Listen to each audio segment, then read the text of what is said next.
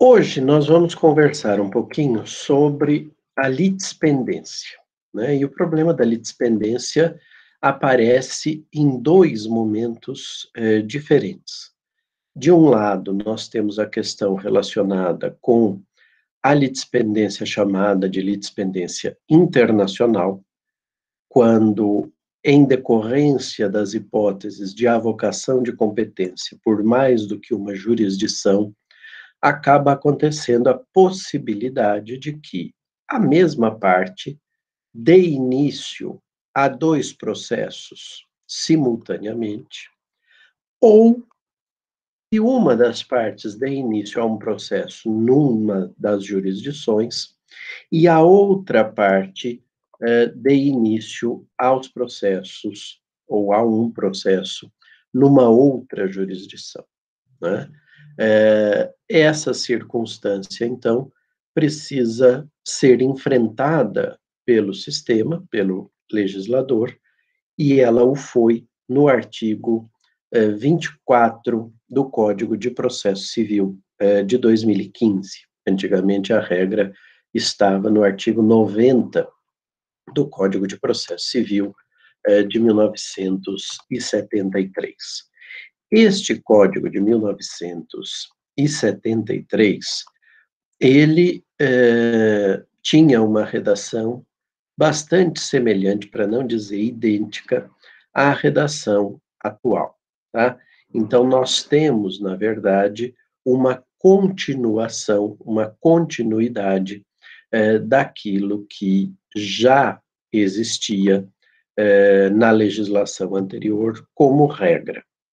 Este aspecto, então, coloca a necessidade de que nós procuremos entender como o nosso legislador cuidou dessa circunstância de nós termos, ao mesmo tempo, vigindo, ou melhor, produzindo efeitos, duas ações idênticas, e nós já vamos conversar um pouquinho sobre a identidade de partes, em dois ou mais ordenamentos jurídicos. Isso coloca uma circunstância um tanto quanto complexa para a gente compreender essa litispendência e nós vamos ver que não existe uma identidade de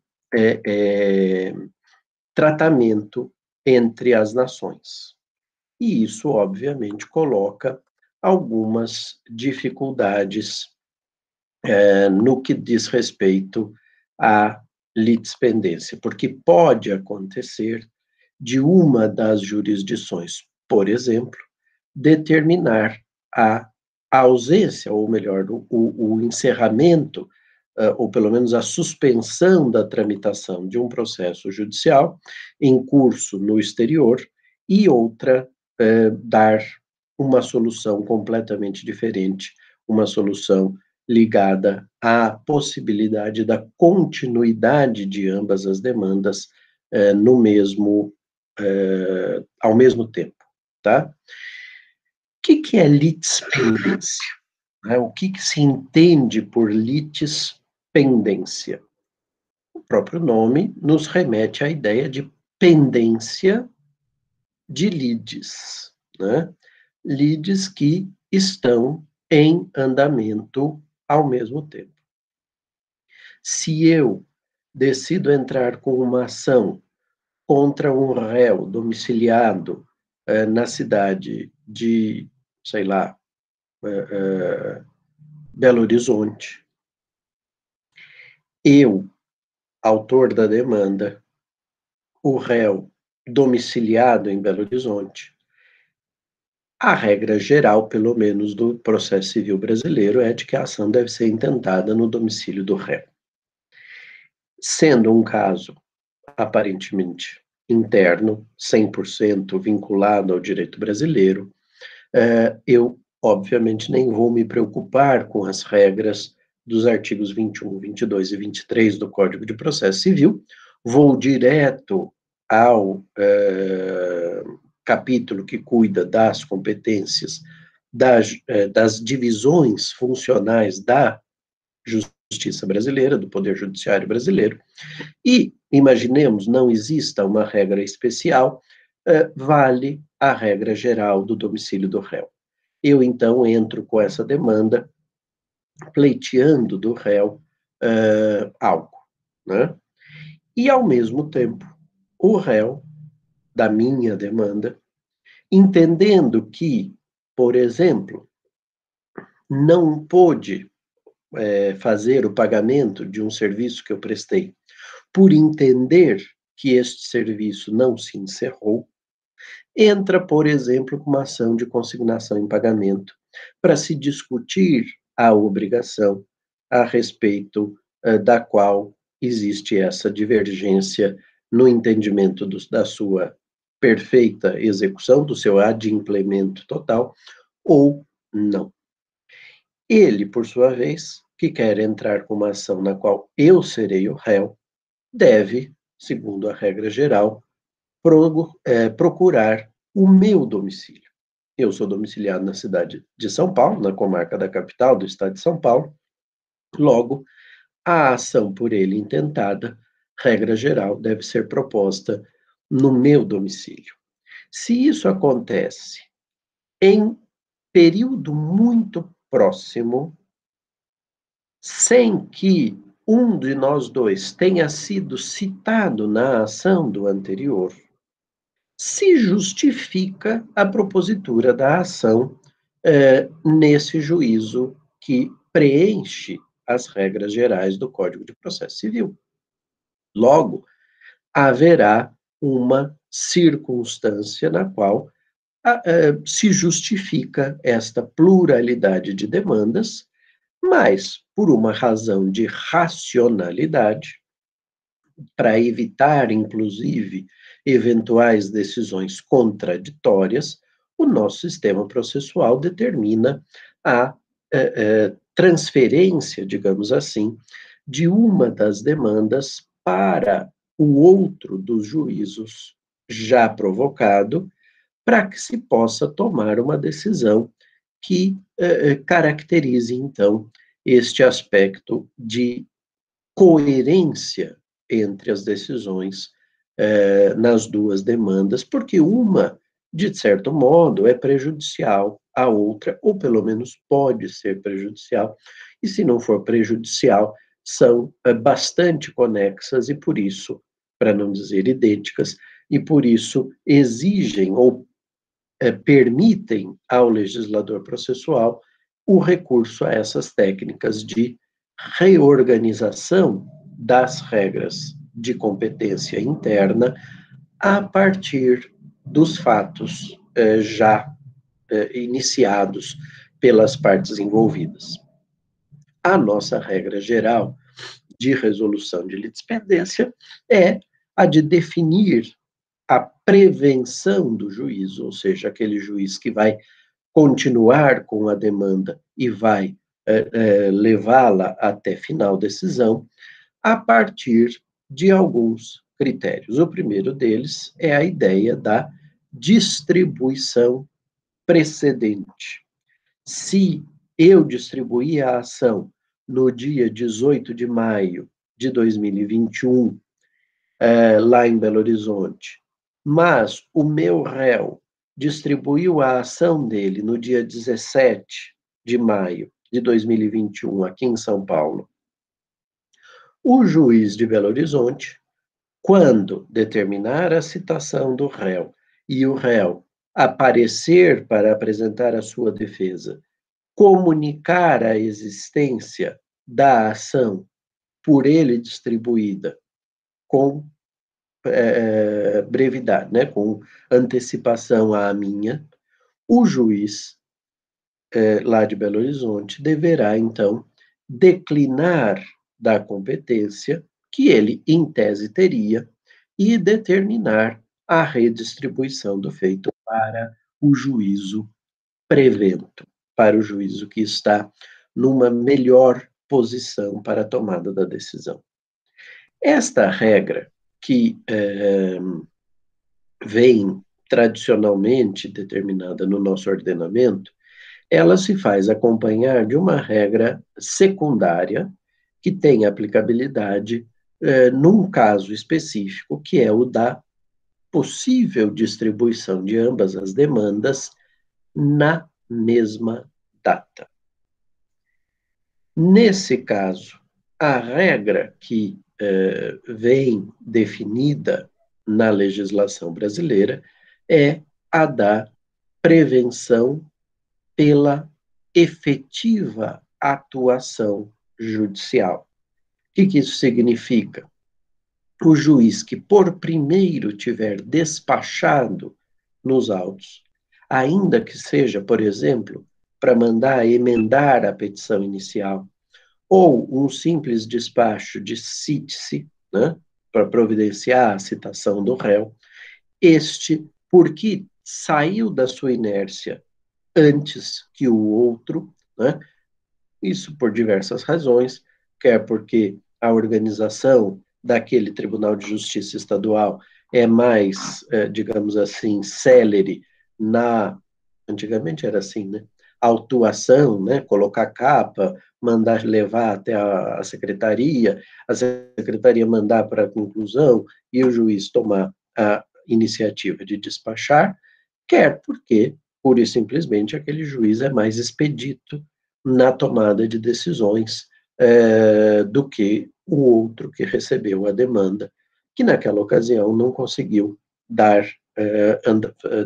determinar andamento para o processo com aquela velocidade que o outro o fez. Essa regra, entretanto, me parece hoje em dia um tanto quanto,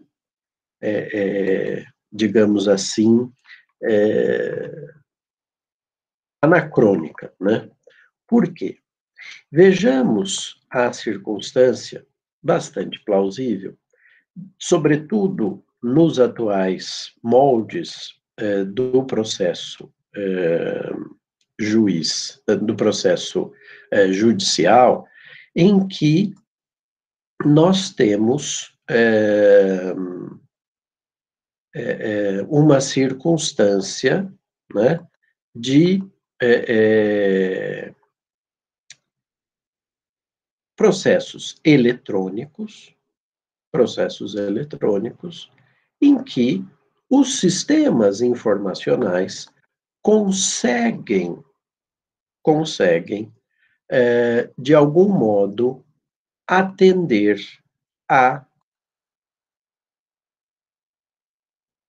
com precisão, às vezes, de segundos, atender à anterioridade ou não, né?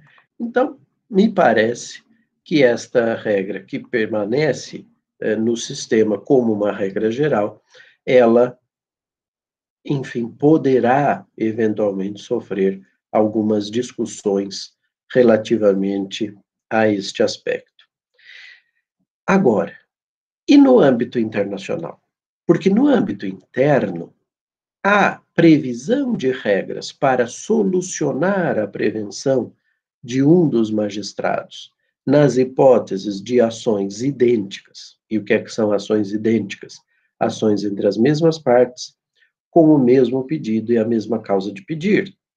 Olha, professor, mas você disse que um está querendo o pagamento e o outro está querendo consignar o pagamento. São pedidos em tese diferentes, ou pelo menos passíveis de uma diferenciação.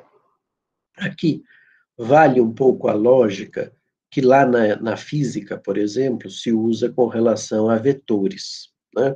Os vetores têm mesma direção e sentidos opostos, significa que uma força, por exemplo, pode ser exercida da direita para a esquerda e outra força está sendo exercida na mesma intensidade da esquerda para a direita, né? E aquilo, de algum modo, mantém o corpo em equilíbrio, se essas forças são equivalentes, ou produz um movimento que, entretanto, sofre uma resistência decorrente da força que, em sentido oposto, é estabelecida.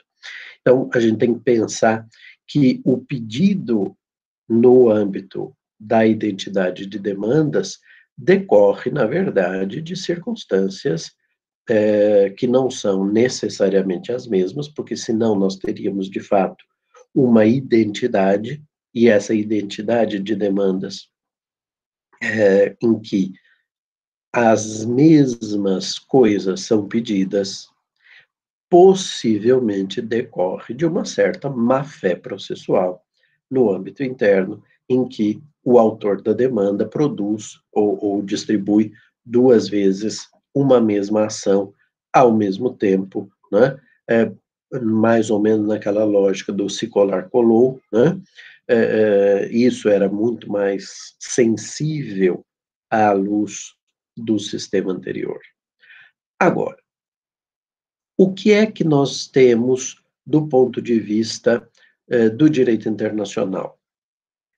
No âmbito das relações internacionais, das relações privadas internacionais, a propositura de demandas em ordenamentos diferentes, em princípio, gera uma certa perplexidade quase insolúvel, a menos que o Estado envolvido tome uma decisão em cortesia internacional com a outra nação. O que eu quero dizer com isso? Não faz o menor sentido que, por exemplo, a legislação brasileira determinasse alguma regra de solução de litispendência que não passasse por uma ordem ao juiz brasileiro para que ele, por hipótese, suspendesse a tramitação do processo, aguardando-se a definição do processo tramitando no exterior, quando se tem conhecimento disso. Por que eu digo que isso se faz por cortesia? Porque imaginem uma regra que dissesse: na hipótese de litispendência internacional, deve prevalecer a ação por primeiro distribuída. Uma regra como essa só faria sentido se nós tivéssemos uma conjunção de fatores tais que obrigasse a execução da decisão no território nacional. Exemplo, o réu só tem patrimônio que possa assegurar aquilo que, por exemplo, representa um crédito do autor no território brasileiro. Nesse caso, uma regra como a que eu inventei há pouco, talvez fizesse algum sentido se nós a interpretássemos como interpretamos o parágrafo, aliás, o caput do artigo 23 do Código de Processo Civil, como uma regra dirigida ao Superior Tribunal de Justiça, para que ele não homologasse uma decisão estrangeira que afetasse essa determinação do legislador. Fora disso, querer interpretar uma regra como essa como sendo uma determinação para que o juiz estrangeiro não dê andamento ao processo, porque ele está sendo analisado no território brasileiro, não faz o menor sentido. Já o inverso fará. Imaginem que a ideia fosse, por exemplo, a de que, havendo uma ação em trâmite no exterior, na qual, por hipótese, se aplique a lei material brasileira, vamos imaginar que esse fosse o critério do legislador estrangeiro para solucionar eventual litispendência internacional, esse juiz estrangeiro, ao receber a demanda, mandar citar o réu, dar início à análise da situação plurilocalizada, decidido, então, a aplicar a lei brasileira, ou havendo a potencialidade da aplicação da lei brasileira, imaginem que a regra dirigida ao juiz brasileiro que está com a mesma demanda fosse a seguinte: Na hipótese de litispendência internacional, o juiz brasileiro suspenderá a tramitação do processo até que uma eventual decisão estrangeira seja proferida e, caso proferida à luz da incidência do direito material brasileiro ou do direito material determinado pela regra de conflitos brasileira, também é uma outra hipótese, isso tem diferença. Vamos imaginar que lá no exterior eles mandam aplicar a lei da nacionalidade, a pessoa é brasileira. Aqui no Brasil nós mandamos aplicar a lei do domicílio, a pessoa é brasileira, mas está domiciliada lá no exterior. As leis aplicáveis são diferentes. A lei que eles lá aplicam é a lei brasileira, mas nós aqui aplicaríamos a lei estrangeira. Resultado, se a regra fosse a primeira, se o juiz estrangeiro aplicar a lei brasileira, a lei material brasileira, haverá a possibilidade de suspensão da tramitação processual, o juiz assim o determinaria. Mas se a regra fosse a segunda que eu imaginei aqui, se houver a incidência de leis que seriam as aplicáveis segundo a lei brasileira, a lei conflitual brasileira, né, a regra de conflitos brasileira, o juiz suspenderá a tramitação do processo, aguardando-se a decisão de mérito da justiça estrangeira. Nós teríamos, então, a impossibilidade de suspender a tramitação do processo, porque nós aplicaríamos a lei estrangeira e eles aplicariam a lei brasileira. Mas isso são, vamos dizer assim, especulações de possíveis critérios para a solução de antinomia. O que importa é que, neste modelo, a regra normativa, a disposição do legislador, se dirige não ao juiz estrangeiro, mas ao juiz brasileiro, para que ele, por cortesia com a justiça estrangeira, suspenda a tramitação do processo. Essa regra existe em alguns estados soberanos, com hipóteses um pouco variadas, né? Mas não foi essa, todavia, a opção do nosso legislador. Para o nosso legislador, a regra vem disposta no artigo 24 do Código de Processo Civil e determina o seguinte: a ação proposta perante tribunal estrangeiro não induz litispendência e não obsta a que a autoridade judiciária brasileira conheça da mesma causa e das que lhe são conexas, ressalvadas as disposições em contrário de tratados internacionais e acordos bilaterais em vigor no Brasil. A segunda parte desse dispositivo, ressalvadas as disposições em contrário de tratados internacionais e acordos bilaterais em vigor no Brasil, esta parte não constava do Código anterior. É uma inovação do atual Código de Processo Civil em decorrência de uma maior intensidade assistida, sobretudo, a partir dos anos 80, no âmbito plurilateral, de estabelecer-se convenções internacionais que definam, por exemplo, competência internacional. E ao definir a competência da justiça X com exclusividade, e havendo a aceitação de todas as nações que são parte no tratado, porque, se afinal de contas são parte no tratado, ratificaram ou aderiram a seu texto, as partes assim o quiseram, e o caráter voluntarista do direito internacional público está resguardado, aí o Brasil precisa cumprir aquilo que está determinado nas convenções das quais é parte, né? Ora, imaginemos então a circunstância da chamada subtração internacional de menores ou de crianças.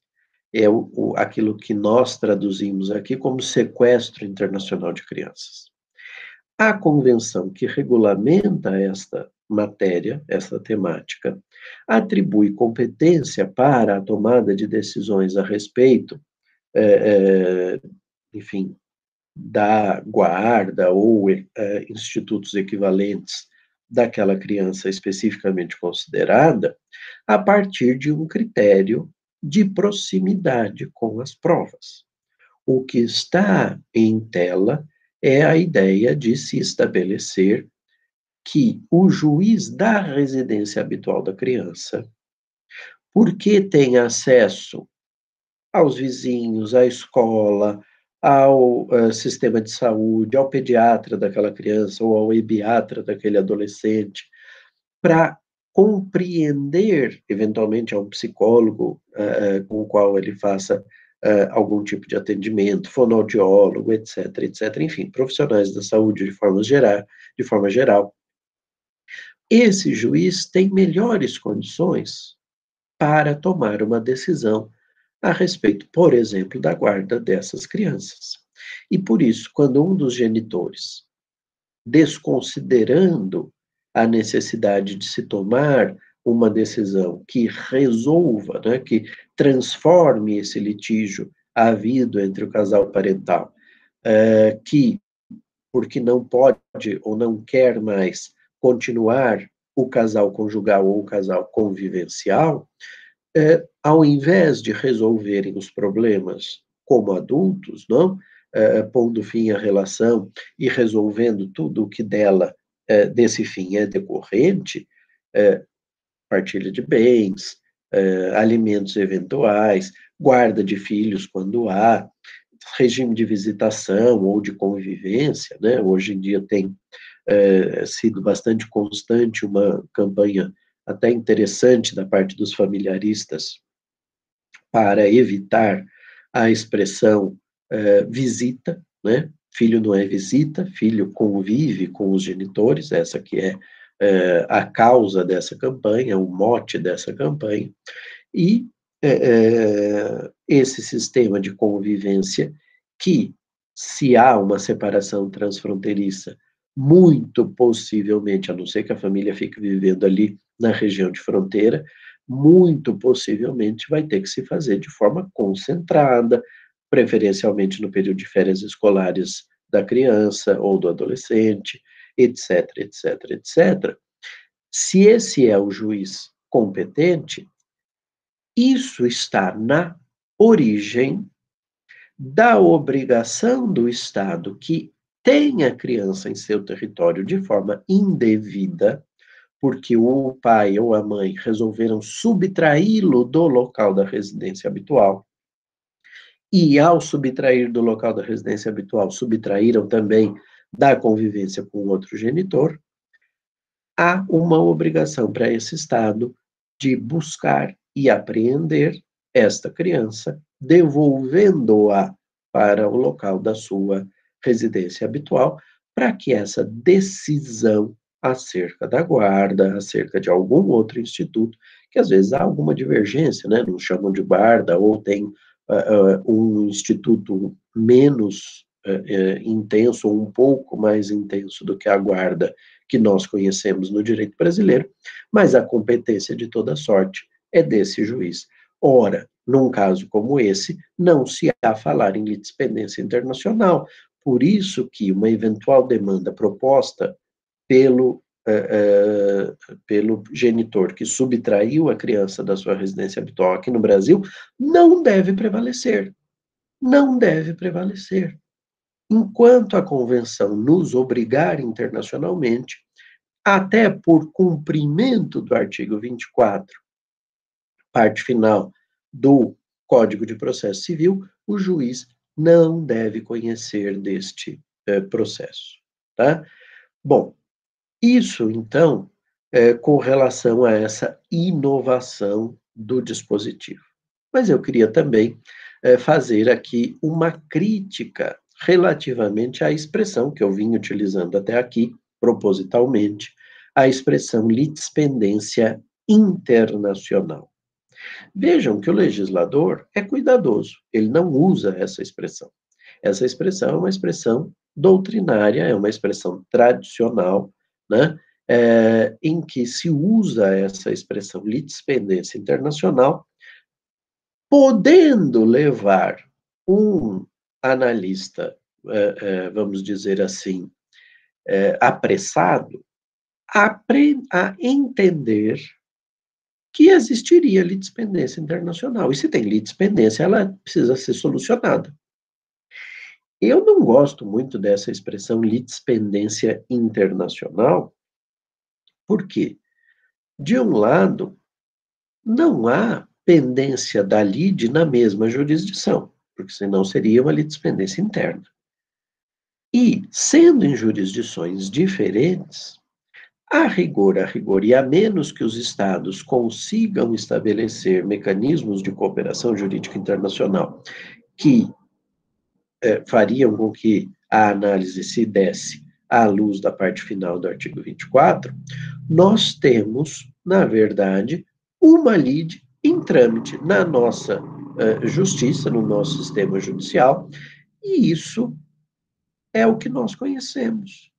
A eventual existência de outras demandas no exterior sem canais de comunicação estabelecidos por cooperação jurídica internacional, a rigor, não são sequer de se conhecer.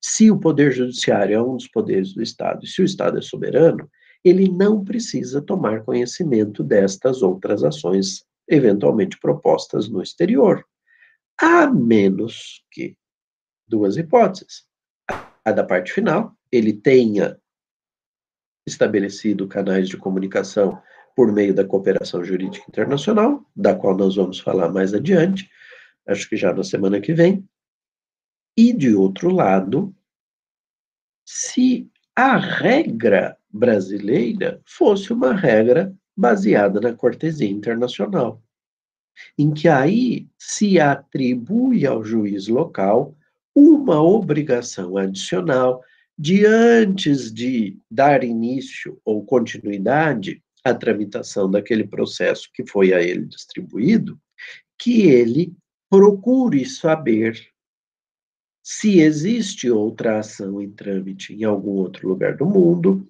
e em havendo essa ação entre as mesmas partes, com o mesmo pedido, a mesma causa de pedir, que ele estabeleça a circunstância que o legislador possa ter previsto, não é o nosso caso, volto a dizer, mas poderia tê-lo sido, mas estabeleça, então, se aquela ação em trâmite no exterior preenche os requisitos dados pelo legislador para que ele, juiz brasileiro, volto a dizer, por cortesia, porque ele não estaria obrigado a isso por um tratado internacional, não estaria obrigado a isso pelos princípios gerais da ideia de competências concorrentes, mas ainda assim o legislador diz a ele, olha, calma, vamos aguardar e vamos ver o que é que pode acontecer mais adiante. Só que a solução que nós demos não foi essa, né? O nosso legislador tradicionalmente diz que isso não induz litispendência e não obsta que a autoridade judiciária brasileira conheça da mesma causa e das que lhe são conexas. Isso leva a uma circunstância em que justamente pode acontecer da mesma parte, o autor da demanda optar por distribuir este mesmo processo em mais do que uma jurisdição. Por que não, se as regras são de atribuição de competência concorrente e, sendo hipóteses de atribuição de competência concorrente, nós somos uma das jurisdições que avocamos esta competência, por que não o autor da demanda não pudesse distribuir esta mesma demanda em várias jurisdições? É uma decorrência da concorrência e também da possibilidade do fórum shopping. E aqui, talvez, o fórum shopping, de que nós tratamos na semana passada, ganhe alguma névoa de ilicitude. Eu acho que o Fórum Shopping é lícito, em princípio, né? Porque, na verdade, o sistema ou a circunstância do sistema não ter amarras permite a distribuição de várias demandas. Entretanto, há um desenvolvimento, ou pelo menos a indicação doutrinária, da possibilidade de se estabelecer lawfare num caso como esse. Lawfare é uma expressão que foi utilizada pela primeira vez no âmbito militar norte-americano, né?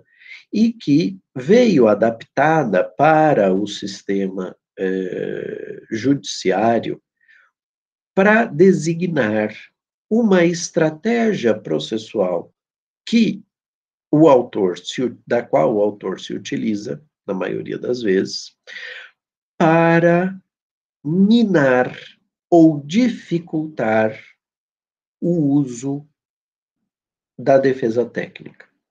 Quer dizer, eu começo a distribuir várias ações em vários lugares diferentes, dificultando ou tornando quase inviável a defesa técnica, que custa não, gente. Tem um preço aí embutido. Se eu poderia, por exemplo, ter tratado tudo numa mesma demanda e começo a proliferar várias ações em vários lugares para tratar de coisas que são razoavelmente próximas ou conexas, etc, etc, etc, isso vai tornando dificultosa a defesa do réu, né? Essa foi uma argumentação muito utilizada no âmbito da Operação Lava Jato, por exemplo, por advogados do ex-presidente Lula, né? Que diziam, olha, essa proliferação de demandas que, no fundo, se referem a situações assemelhadas ou próximas, né, obriga a propositura a propositura não, a apresentação de defesa em várias ações, às vezes até em foros diferenciados, vai minando até a capacidade econômica do réu de sustentar a sua própria defesa técnica, etc, etc. Ora, este conceito, no âmbito da ideia de litispendência internacional, que não existiria nos termos do artigo 24, né, não seria induzida a litispendência à circunstância de haver mais de uma demanda, às vezes absolutamente idêntica, proposta pela mesma parte, em estados diferentes. Porque, ao analisar aqueles critérios que eu mencionei no semestre, na aula da semana passada, a respeito do Fórum Shopping, o autor ficou em dúvida. Ué, vale a pena entrar com a ação em A, onde eu vou ganhar 100%, ou vale a pena entrar com a ação em B, onde eu vou ganhar só 80%? Os aspectos temporais me permitem, eventualmente, arriscar ambas as demandas. Não há litispendência, é algo que eu posso fazer. Então, o uso do Fórum Shopping pode significar um estudo coerente, sistemático, completo das circunstâncias para me dizer, crave aqui, quer dizer, vai entrar com a ação nesse lugar porque é a melhor estratégia processual, como pode também, por estratégia ou por simples espírito de emulação, para tornar a vida do réu difícil, levar à propositura de várias demandas.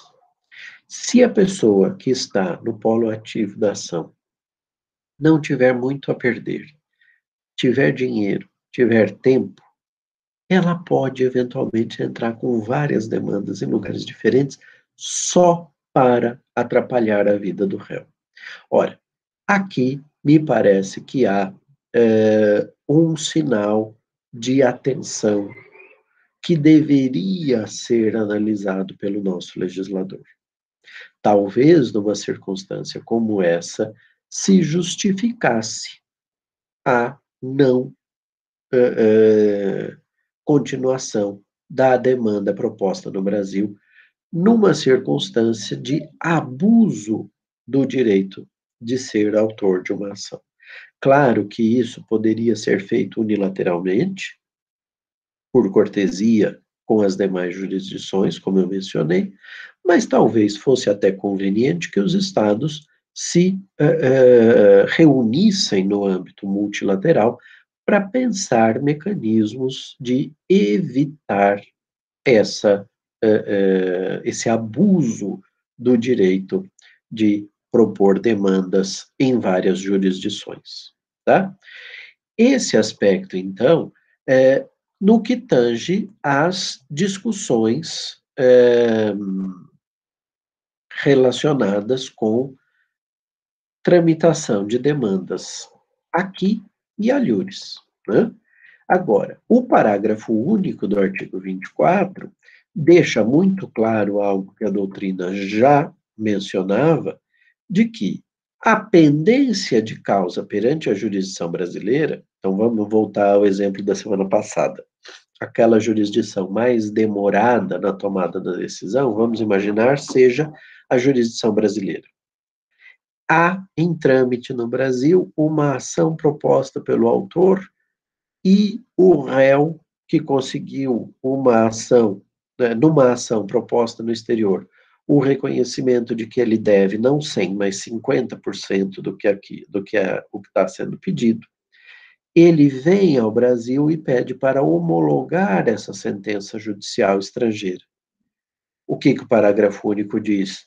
Que a pendência de causa perante a jurisdição brasileira não impede a homologação de sentença judicial estrangeira quando exigida para produzir efeitos no Brasil. Que efeitos? Nesse meu exemplo, o réu quer a homologação para poder pagar 50% do que ele deve. Mas, sobretudo, um dos efeitos que ele pretende, certamente com esse pedido de homologação no Superior Tribunal de Justiça, é trazer para os autos da ação que foi proposta aqui no Brasil a pré-existência de uma coisa julgada. Se já há uma coisa julgada, mas foi julgada no exterior, sim, mas com a homologação, nós vamos ver nas próximas aulas, ela se torna exigível no Brasil. O conteúdo dessa sentença, dessa decisão estrangeira, produz efeitos no Brasil a partir da homologação, e um dos efeitos é o de consolidar a situação jurídica pré-estabelecida. Seja porque como é que se consolida situações jurídicas pré-estabelecidas, seja porque se reconhece ali um ato jurídico perfeito, seja porque se encontra ali, né, se verifica ali um direito adquirido, seja porque há uma coisa julgada a respeito daquele assunto. E aqui uma digressão cabível.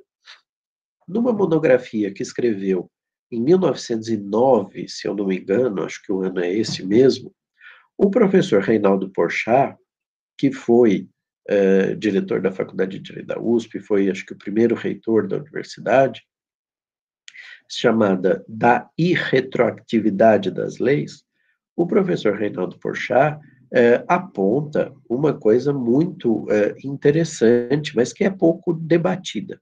O que ele diz? Ele diz, olha, na categoria de direitos adquiridos, nós temos direitos que são adquiridos por por atos jurídicos que se aperfeiçoaram, né? Então, por exemplo, casamento. Casamento é um direito adquirido a partir do momento, ou atribui uma série de direitos que as partes adquirem, marido e mulher, a partir do momento em que existe o aperfeiçoamento do ato pela celebração nos termos formais da legislação aplicável. Outras vezes, ele se caracteriza por uma coisa julgada. Vamos pensar na união estável, então. Uma união estável que não foi registrada, que não foi acordada pelas partes por escrito nos moldes previstos ou possíveis segundo a legislação brasileira. E que havendo dúvidas sobre a efetiva existência ou não dessa união estável, foi decidida pelo judiciário que reconheceu a existência dessa união para fins sucessórios, por exemplo, ou para fins de partilha de bens intervivos, nós temos, então, uma coisa julgada que faz com que as partes adquiram direitos e deveres decorrentes disso.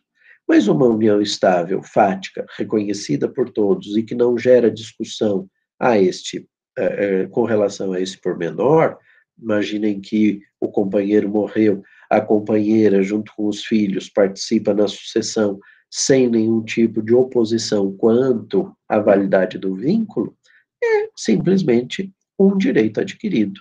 Né? Então, nós temos, de fato, circunstâncias que, sendo direitos adquiridos, são decorrentes de atos jurídicos perfeitos, outras que são decorrentes de coisas julgadas. No fundo, o que o professor Porchat, claro que ele não dava o exemplo da união estável, não, esse é um exemplo que à época não se colocava, mas o que o professor Reinaldo Porchat está nos indicando é que o conjunto de direitos adquiridos é um conjunto que contém as coisas julgadas e que contém os atos jurídicos perfeitos. Né? Então, coisa julgada é uma forma de aquisição de direitos. Quando uma homologação se dá e alguém competente para isso, normalmente o Superior Tribunal de Justiça, nos diz aquele direito que você conseguiu perante a jurisdição estrangeira e que você gostaria de ver produzidos efeitos aqui, ele está reconhecido, eu concedo a ordem de execução, o exequatur, para você poder usufruir desses direitos aqui no território nacional.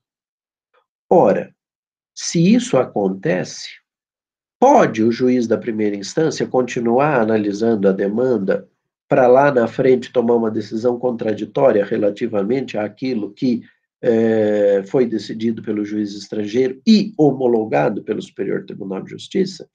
Claro que não. Ah, mas e se não precisar da homologação do Superior Tribunal de Justiça? Se houver alguma hipótese de concessão automática do exequatur, que às vezes também os acordos multilaterais de cooperação jurídica internacional fazem acontecer, neste caso, nem sequer a homologação precisa existir. Eu pego a própria decisão estrangeira, começo a executá-la e, comprovando isso, e era aqui que eu queria chegar, comprovando quer a homologação pelo STJ, quer a desnecessidade da homologação pelo Superior Tribunal de Justiça, eu posso ir à primeira ou à segunda instância, onde estiver o processo em trâmite, e barrar a continuidade do mesmo. Não por causa de litispendência, mas porque existe uma coisa julgada sobre o assunto. Já se adquiriu o direito àquele resultado descrito na decisão estrangeira, não cabendo, portanto, ao judiciário brasileiro desrespeitar esse direito adquirido no exterior e que se pretende executar aqui, de tal sorte que o STJ concedeu a ordem de exequatur ou não houve essa necessidade por decisão prévia do Estado brasileiro. Em quaisquer umas dessas circunstâncias, há não a oposição de uma exceção de litispendência, mas de uma exceção de coisa julgada. A defesa que se vai apresentar é: olha, há uma coisa julgada, só que essa coisa julgada só passou a existir hoje, ontem, anteontem. Vale dizer, eu não pude ainda apresentar este argumento de defesa, é só agora que eu estou podendo. E o juiz deverá encerrar a tramitação do processo, sob pena de atuar inconstitucionalmente, porque a nossa Constituição garante o respeito ao direito adquirido, ao ato jurídico perfeito e à coisa julgada, tá? Agora, uma outra pergunta que passa a existir, ou que é possível de ser colocada, é: nós ao trazermos uma decisão estrangeira para homologar no Superior Tribunal de Justiça, não poderíamos, em tese, alegar no STJ litispendência? E o que o parágrafo único está nos dizendo também é que não cabe essa argumentação. A pendência de causa perante a jurisdição brasileira não impede a homologação da sentença judicial. Gente, por que que não impede? Porque, apesar das partes serem as mesmas, o pedido e a causa de pedir são completamente diferentes. Qual é o pedido numa ação de homologação de sentença estrangeira que a gente vai estudar ainda mais para frente? Vou adiantar. O pedido é, por favor, tornem exequível esta decisão que eu obtive no exterior no Brasil. Tem nada a ver com o mérito da demanda. A gente vai ver, inclusive, que é proibida a reanálise do mérito. O nosso sistema de homologação é um sistema de juízo delibatório, de um juízo superficial. Nós não revolvemos o mérito. Não há reanálise do mérito. Se houvesse, talvez até a gente pudesse dizer que haveria uma litispendência relativamente à ação em trâmite na primeira instância. E qual é a causa de pedir para esse pedido de concessão do exequatur? A causa de pedir é: essa decisão só é válida no exterior e eu quero trazê-la para cá para produzir efeitos. Ah, mas não há interesse em tese, porque não existe, por exemplo, patrimônio do réu para ser executado no Brasil. Mas o fato de haver a demanda em trâmite no judiciário brasileiro já é um interesse.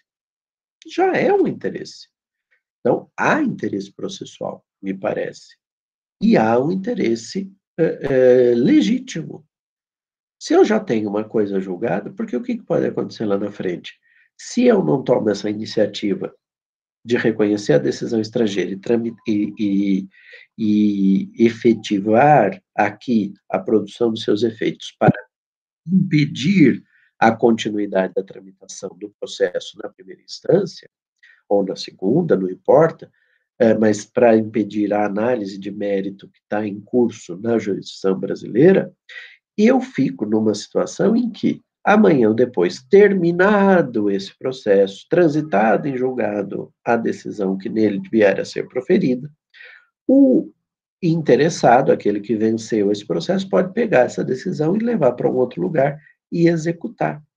Se, e vamos pensar aqui uma circunstância seguinte: 3 estados, A, B e C. Há uma ação já concluída na jurisdição C, que o autor, o vencedor, né, da jurisdição C, da ação em trâmite na jurisdição C, formou os instrumentos necessários e pleiteou a homologação em B e em A, só que a jurisdição do Estado B demora para homologar decisões estrangeiras, sei lá, 5 anos, 6 anos, é parecido com o que era o Supremo Tribunal Federal quando a competência era do Supremo, demorava muito tempo para homologar decisões estrangeiras. Isso está andando. Só que nesse meio tempo está muito perto da ação de A transitar em julgado. E imaginemos que A e B tenham um acordo bilateral que garanta execução automática das decisões de um no outro, ou mesmo uma decisão, uma convenção multilateral que permita vamos dizer assim, o reconhecimento automático das decisões de um dos estados no território do outro. Se o vencedor da ação de C não tomar uma providência urgente aqui na jurisdição A para reconhecer, mas não tem patrimônio, todo o patrimônio está em B, é lá que vai ser executado. Mas e daí? Eu tenho que correr para homologar aqui, para trancar o andamento da ação em trâmite aqui, para evitar a produção de efeitos nocivos para o meu cliente em B. Então, há interesse, e me parece um interesse legítimo decorrente das circunstâncias, né?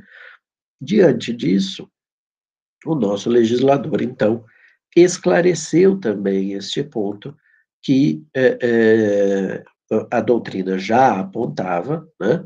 Já apontava, mas que, vamos e venhamos, nunca é demais o esclarecimento por parte do legislador, né? Se nós formos olhar, então, aquilo que o Código de Processo Civil de 1973 determinava, nele não constava esse parágrafo único do artigo 24. O que havia no artigo 90 do Código de Processo Civil de 1973 era apenas e tão somente uma repetição em albis, em termos, perdão, em albis não, em termos da primeira parte do artigo 24, como eu mencionei. Porque, enquanto o artigo 24 fala em a ação proposta perante tribunal estrangeiro, o artigo 90 falava a ação intentada perante tribunal estrangeiro, quer dizer, só houve a utilização de um sinônimo, né? Não impede, aliás, não induz litispendência e não obsta a que a autoridade judiciária brasileira conheça da mesma causa e das que lhe são conexas. O artigo 90 dizia a mesma coisa. Perante tribunal estrangeiro, não induz litispendência, nem obsta a que a autoridade judiciária brasileira conheça da mesma causa das que lhe são conexas, mas acabava aqui. Não havia, então, a segunda parte, ressalvadas as disposições em contrário de tratados internacionais e acordos bilaterais em vigor no Brasil, o que dá bem a dimensão do período. 73 nós estamos no curso da ditadura militar, o Brasil do ame ou deixe, o Brasil que transformou o direito internacional privado numa disciplina optativa, porque relações internacionais era algo desnecessário, o Brasil se bastava a si próprio, né, na estrutura do regime fechado, típico de ditaduras, e a doutrina, então, já dizia, e a leitura que eu sugeri, que está lá disponível no Moodle, do artigo da professora Georgette Nakarato Naso, sobre a litispendência, a inexistência de litispendência entre a ação em curso no Brasil e o pedido de homologação de decisão judicial estrangeira, de decisão estrangeira, não precisa necessariamente ser judicial, é precursor desse modelo doutrinário. Então, a professora Georgette, que foi nossa colega aqui no departamento, já está aposentada há muitos anos, tem mais de 90 anos, mas que sempre foi uma pensadora precursora de muitos aspectos no âmbito do direito internacional privado. Ela já apontava isso que hoje vem descrito no parágrafo único, explicitamente, né, descrito no parágrafo único do artigo 24 do Código de Processo Civil.